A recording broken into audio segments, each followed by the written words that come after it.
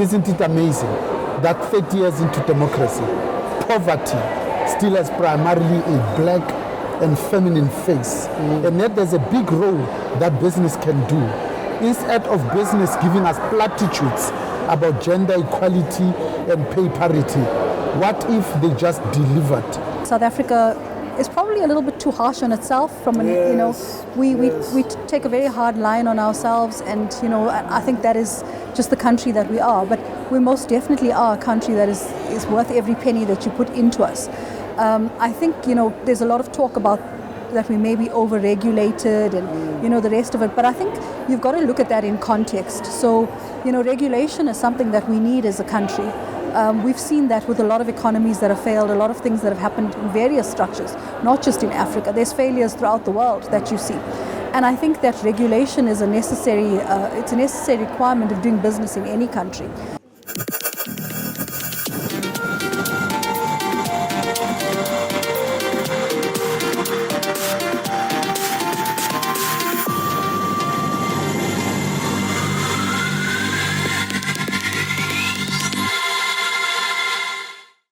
Welcome to the Boardroom. I'm your host, Ntlalontle Ngcakaza, and today we are here in Sandton talking women empowerment and women leadership in the business space.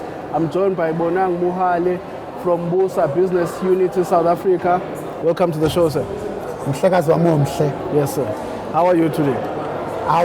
Ngiphile saga njengosheleni. Yes. Enkosi. Tell me, just to introduce what you do with your organization, Busa, what is your work?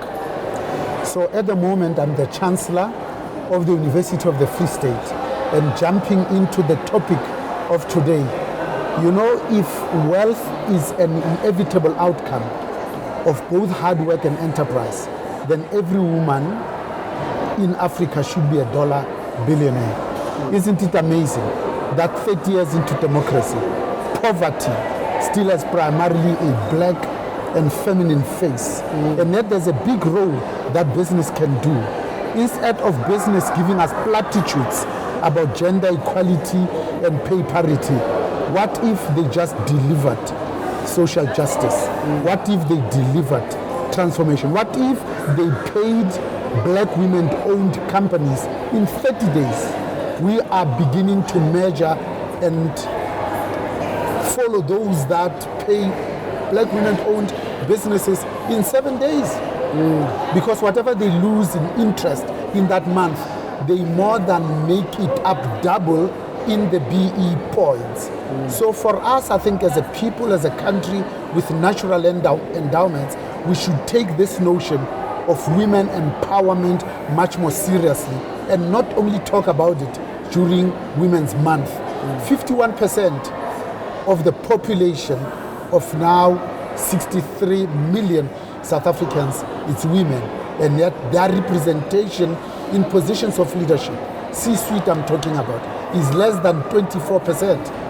And yet African women are less than 4%. Imagine if those CEOs, after today, they'll go to the HR department and ask for a printout of how we pay women compared to men for work of equal value. And they put a plan in place, even if it takes them 100 years.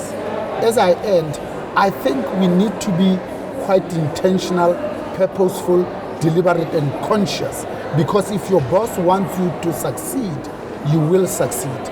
So as we speak about diversity, I think we should really implement it, because diversity is being invited to a party. Inclusion is being asked to dance, but belonging is bringing your own music and being allowed to play it. Harriet Tubman is a slave abolitionist. She says, I've freed 1,000 slaves. I could have freed 1,000 more if they knew that they were slaves. There are lots of black people that occupy positions of leadership who could make it easy for the advancement of other black people and women instead of just talking about it. So for me, whenever we occupy spaces that ordinarily we don't occupy as black people and as women, we really only have two choices.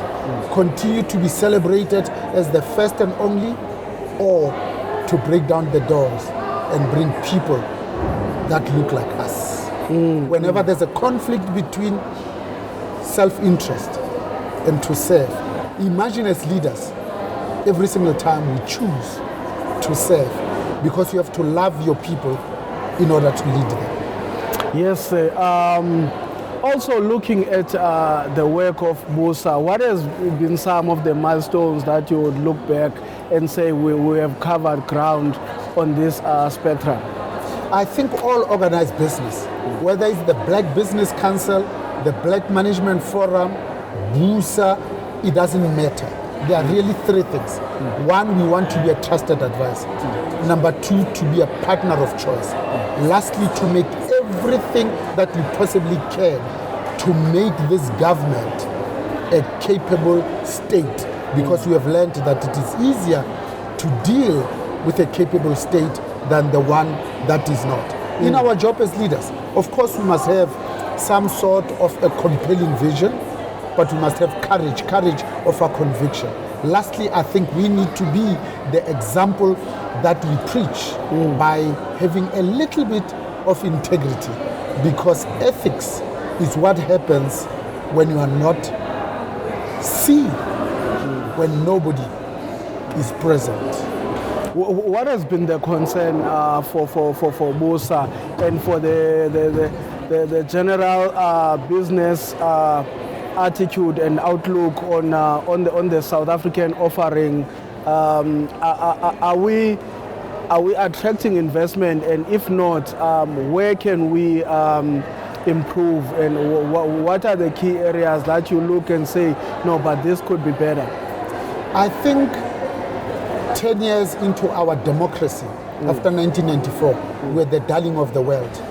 Every major corporation came to South Africa as a springboard to the rest of the continent. Now they are going to Kenya and to Ghana and Nigeria directly, because we have lost our shine by the choices that we have made. Because South Africa now occupies the world record for all the wrong reasons. The highest cash in transit highest in the world. The highest inequality in the world. The highest small and medium enterprise failure rate in the world. The highest GBVF rate in the world, not by a factor of 2, but 5 times the global average. And how does this manifest? We see this inequality widening. Racism is at an all-time high. It is black graduates that are roaming the streets hopelessly. Public education has collapsed. Public health care continue to fail the poor and the vulnerable. And crucial infrastructure is laying barren. Lawlessness has now become an epidemic. No wonder that Africa as a continent does not even attract 4% of the global FDI.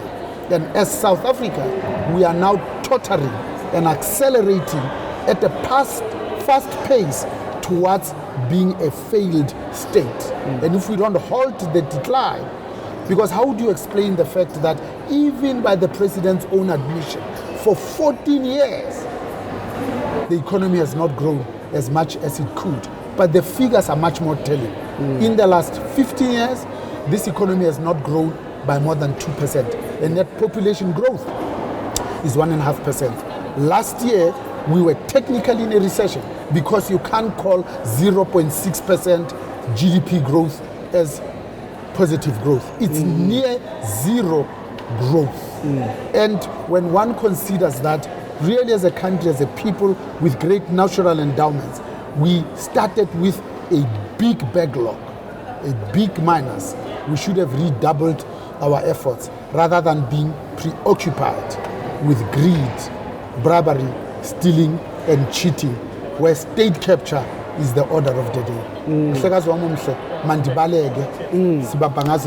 Lastly, say the new government, the GNU, is the business confidence back or is it improved? I mean, we heard that also the corporate sector is holding billions of monies that could be invested maybe back into the economy. Is the business confidence back, or at least somewhat of a positive outlook?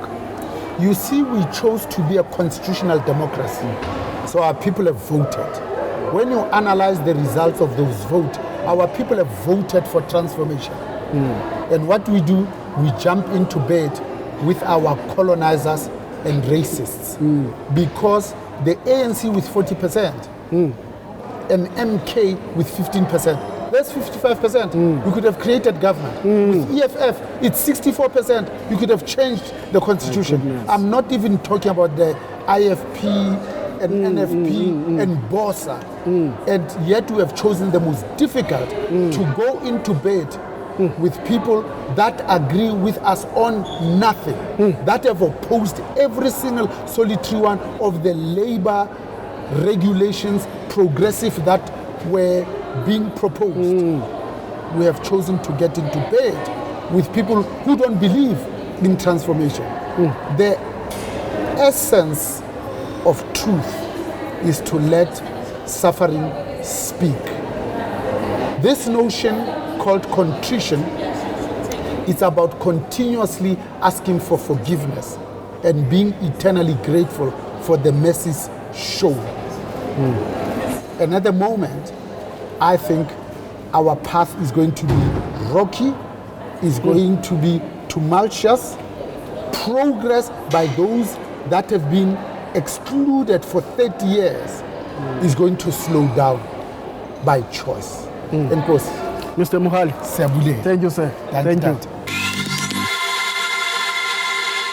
Welcome to the Boardroom. I'm your host, Ngcakaza, and today we are joined by Linda Mabena Olakunje, CEO, DLO Energy Resources Group. How are you, ma'am? I'm well, thanks. How are you? I'm good. Tell me more about this event here today, Women in Leadership. Well, this event started a year ago, and it was a call to action for us as women to have a setting where we could discuss diversity on boards and on listed entities and in business in general in South Africa. I started it because whenever it comes to Women's Month, we tend to have these flowery events that are celebrating women, but women also want to be in rooms where money is being made, where deals are being done, where positions are being negotiated. I think that if we're going to be serious about the empowerment of women in this country and on this continent, we need to give more access to women for solid opportunities and not just pay lip service to it. What is the general attitude of corporates to women empowerment? Have we been seeing any improvement, or are things changing, or is still a long way to go? Look, South Africa has made strides in terms of representation on its boards. In sub-Saharan Africa, South Africa rates very high, I think at above 25% in terms of representation of women on boards. The issue for me is also about making sure that women are in key positions within the organizations, right? So whilst they may occupy some non-executive directorship roles, it's also important, if a company is really going to diversify, to have chief executive officers that are female. Having technical people on that company also being female is very important if we are going to be serious about it. South Africa has taken strides in terms of policy, right? From a government perspective, we've got a large number of female parliamentarians, as we know, but we're yet to have a female president. And also in terms of companies and organizations, there's a lot being done and said, but whether we are really achieving the targets holistically in a company is yet to be determined. And from this event here today, what do you look to achieve and maybe as a take home from this event? What are you looking to drive? Firstly, we're trying to make this conversation on diversity not one we have amongst ourselves alone as women. We want men to be part of the discussion and conversation. So you would have seen, for example, in the first plenary session today, we had almost a 50-50 between men and women on the panel, and of listed entities as well. we're not going to really move the mark if we're always just talking amongst ourselves as women and complaining. Men form a key part of the solution. Yeah. And my goal with this is we need to start having the right conversations at the right levels in order to start impacting the way in which we see things. And one of the things I'm proud of about this event, there's substance. We're not just talking flowery things here. These companies come back year on year to say what they've done differently in their excos, on their boards, as a take-home from this event. And also with the organizations that are here today, I mean, is there any mentorship organizations maybe mentoring these young women from the high schools and from the less exposed rural areas? Is there something like that? So we're not running a mentorship program here, but in that regard, I think there's a number of mentorship programs that are available for young women across the country. What we're doing with this platform is actually putting a diverse set of women in one room where they can actually start to build a community and network for themselves.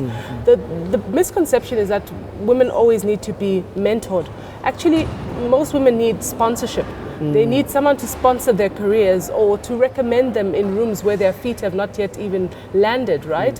There's a lot of mentorship programs, but what we need more is people to back each other as women and as men, backing women to say, I vouch for this woman, I think she would do well in this opportunity. That's the sort of environment we're trying to create here, a sense of community where we are creating opportunities for ourselves as well. But also looking at the energy space, I mean, it's one of the promising sectors with the opportunities it presents because obviously of the much documented energy challenges. How would you encourage some of these women getting into that space of the energy? One of the good things that's happened over the past few years is there's been a focus in policy on including women-owned companies. But the biggest issue has been that a number of female-led organizations don't know about the opportunities that exist in the renewable energy sector. And one of the things we've done as a company, we've got what we call the DLO Skills Initiative, where we host workshops where we train these women to say, this is the energy value chain and this is how you can access the opportunities within the value chain. And right now at the summit today, we're having a session on energy that's going to touch on those opportunities as well. So it's important that if you are looking to get involved in a sector, you attend sector events. You're not going to know what opportunities are there if you're not actually participating and knowing who is the key role player in the sector in which you're interested. And more importantly as well, access to funding for women in this sector. There's a number of products that are now available for women who want to start businesses in the energy sector. But again, access to information and knowing about those funding opportunities. And how do you get to know about that if you're not in the right rooms? That's why I always encourage women attend sector events as much as possible. Yeah. No, Miss Linda Mabena Folakunje. Folakunje. Thank you so much for your time. Thank you so much. Thank you. Thanks. Welcome to the Boardroom. I'm your host, Ntlalontle Ngcakaza, and today we are talking women empowerment with Michelle David. She's the director and chair at Norton Rose Fulbright. Welcome to the show, ma'am. Thank you for having me. It's a pleasure to be with you. Yes, good program you have here with the Women in Leadership Summit. Tell us more, what was the vision behind this summit? So every year, Norton Rose is behind any women empowerment issues, but every year we make an intentional effort to be part of the DLO event. What we look at is the disenfranchised sort of environments, and of course energy is one such environment. And what we look to is to bring together women, so it's a melting pot of women, an ability to talk about issues that women face. And I think I would like to say find solutions, but it's a problem where you can't find solutions overnight. So it's just an ability for women to understand that you're not alone, there are others who are going through the same things, but also to highlight the things that we are doing correctly, the things that we are achieving. And then I think the main takeaways is that we've got to, there's a lot more to be done in this space. And so for big business, importantly, it's an opportune time to look at the feedback that you get and to seek to implement that feedback to make your diversity more holistic, to actually be intentional about that diversity. Yeah. Where do you find that maybe organizations hit the wall and the progress is not as maybe as quick as it would desirably be. What happens, like because you go to many events, they talk about this women empowerment, but there seems also not to be a satisfying progress being made. So I think where the problem comes in is if diversity or gender empowerment is a target.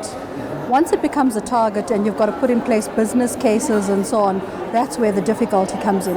But if you're intentional about it and you actually live it, so it's part of your performance indicators, it's part of your KPIs, it waterfalls in throughout your business, then you're going to be successful at it. And I think the businesses that fall apart is actually where you're not passing on skills, you're not actually empowering women. So that's the difficult one. And what you find, especially in our space, for example, is we have to be very intentional about growing women. It's not just about hiring women, it's about having women in leadership. It's about empowering women to take the next step, to have the ability to run big business. So if you as a woman are not accountable for your own sort of profit centers, your own budgets, the rest of it, then unfortunately you're not going to be as empowered as you should be. And so what we try to do is ensure that women have not just the opportunity, but have the space to actually grow and shine. And that is where you'll have women staying. So what we find is if you want to have sustainable diversity, you've got to be very intentional about that sustainability. Yes. And as director and chair, what is leadership to you? Leadership to me is a number of things, but the main thing for me is that I've got to have people who are happy to come to work, people who are invested in the business, and you've got to be a leader who leads. So not someone who sits behind and expects people to do things. You've got to actually show people what you want from them. And so being a leader means taking a business forward, but not just on its own. You've got to take your people with you. And that's very important for me. So it's having the sustainability of the people invested in me to make sure that we cross the line together. And that's a very important factor for me. Just to take us through your journey there, Chair, how did it start out for you, and what has been maybe those key ethics, if you like, and those key areas you focused on in your career to allow you to grow and to achieve some of the things you have achieved in your corporate career? So I'm very fortunate in that I'm of course a lawyer, and I'm very fortunate to still be practicing. So I am a practicing lawyer. I can't say that I ever set out to be the chair of anything. What I have always been is a little bit clear in my thoughts, clear in my views, and I've always been one who holds true to that. So I've never been quiet about the things that are important to me, and I think that has started the path to leadership. So where I've seen something that hasn't sat well with me from a moral or ethical perspective, I've stood up about it. And that's an important factor. And so over the years, I found that I've moved up in spaces because I've been vocal about those things. And again, vocal not in a way to dismantle a business, but vocal in the way in which to grow it. So I've been very positive about growing the spaces that I've been in. I've also been very positive in sort of mentoring the younger people in the organization. And part of my journey started off in various committees and structures. So I started off, for example, in smaller committees, and then built up into the remuneration committees, and ultimately started my journey into leadership. I think importantly, I've been very focused on learning from others. So regardless of who the individual is, I feel that everybody has something to add to my journey. And so I've been very focused on learning from whether someone is younger, older, whatever it may be, learning from them. Understanding how that is going to progress me as a leader, taking that away. And again, I've also focused a lot on current leaders. So I do a lot, I kind of take a lot away from the Warren Buffetts of the world, living my truth. Those are things that have meaning for me. And I've tried to implement those things in my own career journey and my own leadership skills. Awesome. Let's look at this business environment in South Africa right now. Many complain that maybe our process is looking at maybe countries like Rwanda and some countries in Asia compared in the global environment that we are in. Some of our processes are not as quick maybe as they should, and it sort of hinders the growth of business. What is your thinking in this space? Does South Africa present a good investment case or territory?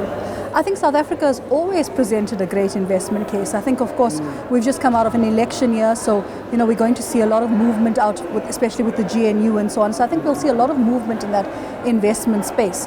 I think importantly, South Africa is probably a little bit too harsh on itself. We take a very hard line on ourselves, and I think that is just the country that we are. But we most definitely are a country that is worth every penny that you put into us. I think there's a lot of talk about that we may be over-regulated and the rest of it. But I think you've got to look at that in context. So regulation is something that we need as a country.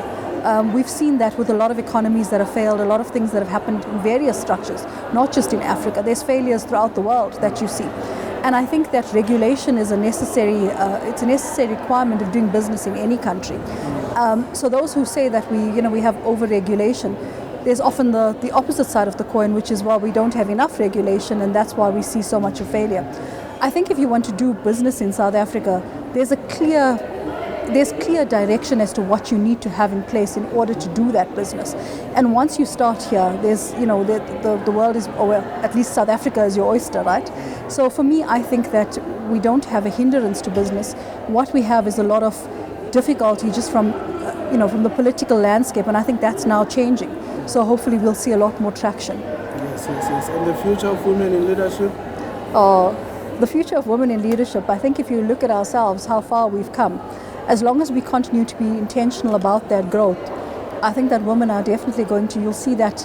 I spoke earlier in a panel and I said, there's going to be a time where we don't talk about diversity as a business case, but we talk about diversity as something that is necessary for the growth of big business. And I think once you have that mindset, women in business, women in leadership, women in South Africa, there's actually no glass ceiling that can sort of keep us in. So you'll find that those glass ceilings more and more are being shattered.